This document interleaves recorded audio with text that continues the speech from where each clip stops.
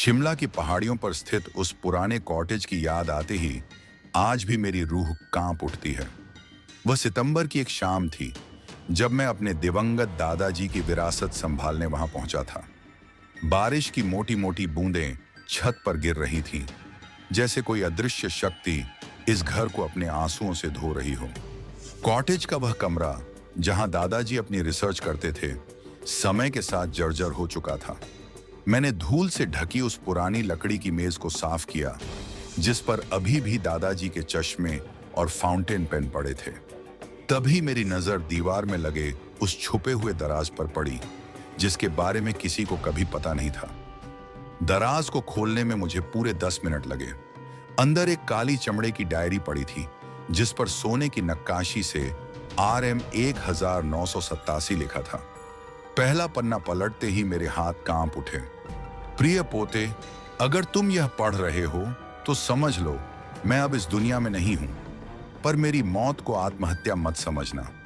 वे मुझे मार डालेंगे। प्रोजेक्ट अघोरी का सच दुनिया को पता चलना चाहिए।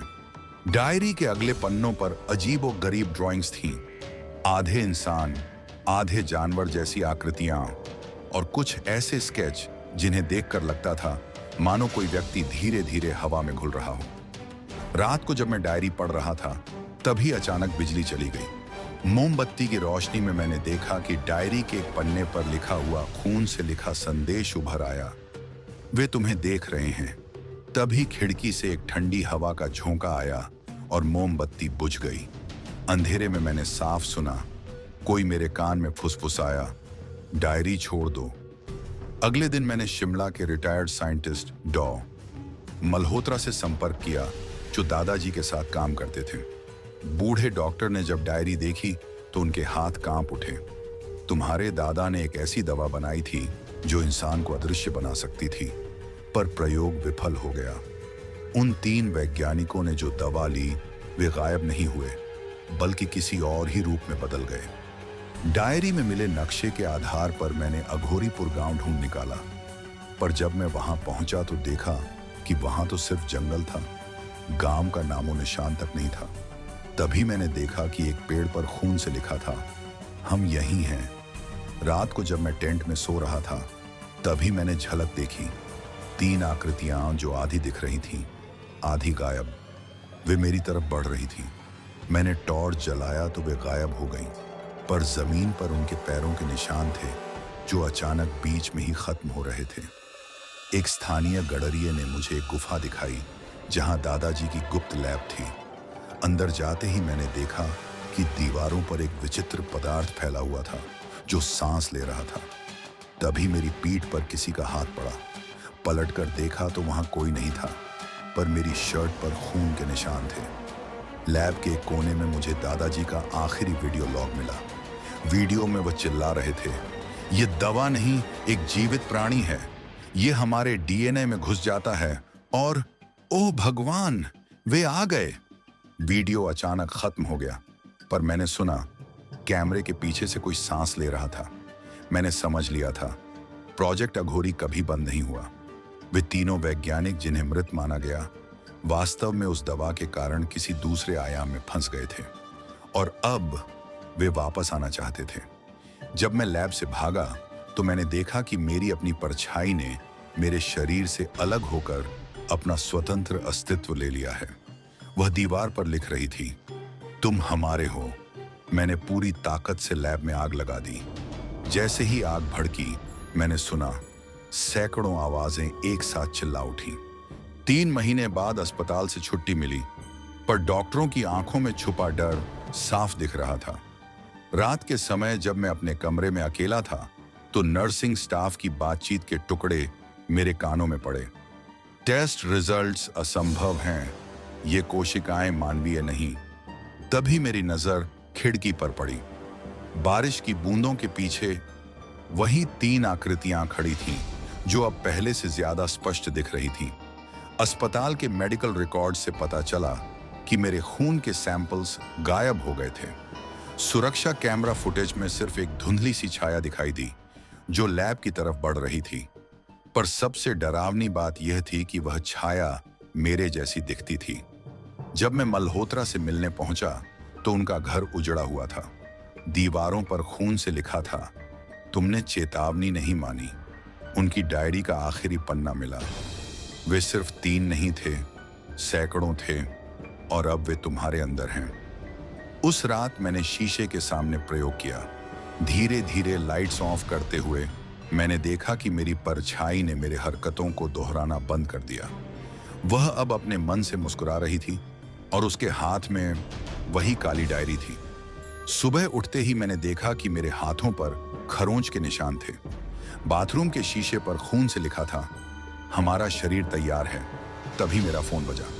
एक अज्ञात नंबर से मैसेज आया था, लैब में वापस आओ, तुम्हारा इंतजार है। जंगल में वापस पहुंचने पर मैंने देखा कि गांव अब वापस आ गया था, पर वहां के लोग, उनकी आंखों में कोई जान नहीं थी। वे सभी एक साथ मुड़े और बोले, हमने तुम्हारा स्वागत किया है। गांव के बीचों बीच एक नई लैब बनी थी। अंदर सैकड़ों परखनलियां रखी थीं, जिनमें छोटे छोटे मानव आकार तैर रहे थे। एक स्क्रीन पर लिखा था, बैच 19, तुम्हारे डीएनए से बेहतर। मुझे एक कमरे में ले जाया गया जहां 3 कुर्सियां रखी थीं। उन पर वे 3 वैज्ञानिक बैठे थे जो अब पूरी तरह से इंसान लग रहे थे। उन्होंने एक साथ कहा, तुम हमारा सर्वश्रेष्ठ प्रयोग हो। अब समय आ गया है, हमारा शरीर ले लो। कमरे की लाइट्स तेज होते ही मैंने महसूस किया कि मेरा शरीर पारदर्शी हो रहा है।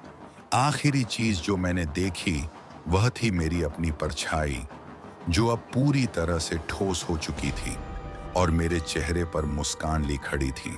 मैं अस्पताल के बिस्तर पर जागा। मेरा शरीर सुन्न था, पर मैंने देखा मेरी छाया अब मेरे बिस्तर पर बैठी मुझे घूर रही थी। डॉक्टरों ने बताया कि मैं 3 दिनों से कोमा में था, पर मुझे याद था सब कुछ, या फिर वो सिर्फ एक सपना था। तभी नर्स ने मुझे एक आईना दिया। मेरी आंखों की पुतलियां अब पूरी तरह काली थीं। घर लौटते ही मैंने रसोई में एक दृश्य देखा। मेरी छाया ने मेरे कुत्ते को निगल लिया था। उसके दांतों से खून टपक रहा था। वह मुस्कुराई और बोली, अब तुम्हारी बारी है। मैंने पुलिस को फोन किया, पर जब वे आए तो कुत्ता जिंदा था, पर उसकी आंखें अब मेरी तरह काली थीं। मैंने दादाजी का एक छुपा हुआ वीडियो टेप ढूंढा। उसमें वह रोते हुए बोल रहे थे। इंजेक्शन लेने के बाद मैंने अपनी छाया को अपनी पत्नी को मारते देखा, पर असल में वो मैंने किया था। हमारी छायाएं हमारा असली रूप हैं। टेप के अंत में मेरी अपनी आवाज गूंजी, आओ हमें पूरा करो। मैंने शीशे के सामने एक दिया जलाया। जैसे ही लौ नाची, सारे शीशों से मेरी छायाएं बाहर निकलीं। वे एक दूसरे से जुड़कर एक विशालकाय काले पुतले में बदल गईं। उसने मुझे पकड़कर मेरे ही बिस्तर पर बांध दिया। मेरे कान में फुसफुसाया, 30 साल से हम तुम्हारे शरीर का इंतजार कर रहे थे। सुबह मैंने शीशे में देखा, मेरा चेहरा अब दादाजी जैसा लग रहा था। मेरी छाया ने पूरी तरह कब्जा कर लिया था। अंतिम संदेश के रूप में मैंने एक डायरी पन्ने पर लिखा, प्रिय पोते, अगर तुम यह पढ़ रहे हो तो समझ लो, मैं अब इस दुनिया में नहीं हूं, पर तुम हो हमेशा के लिए। कहानी का सारांश, आदित्य राजन मेहरा को अपने दादाजी डॉक्टर राजन मेहरा की एक रहस्यमय डायरी मिलती है, जिसमें प्रोजेक्ट अघोरी का जिक्र है। एक ऐसा प्रयोग जो इंसानों को अदृश्य बना सकता था, पर जल्द ही पता चलता है कि यह प्रयोग विफल नहीं हुआ था, बल्कि भयानक सफल हुआ था। 3 वैज्ञानिक गायब नहीं हुए, बल्कि किसी और आयाम में फंस गए। दादाजी ने इसे रोकने की कोशिश की, पर उनकी हत्या हो गई। आदित्य की छाया धीरे धीरे स्वतंत्र होने लगती है और अंततः उसके शरीर पर कब्जा कर लेती है। अंतिम संदेश में आदित्य लिखता है, तुम हमेशा के लिए हमारे हो। प्रोजेक्ट अघोरी का सच, यह कोई दवा नहीं, बल्कि एक जीवित प्राणी था जो डीएनए में घुसकर छायाओं को स्वतंत्र कर देता था। 29 सितंबर 1987 को हुए प्रयोग में 3 वैज्ञानिक आंशिक रूप से अदृश्य हो गए, पर उनकी छायाएं अपना अस्तित्व बना ली।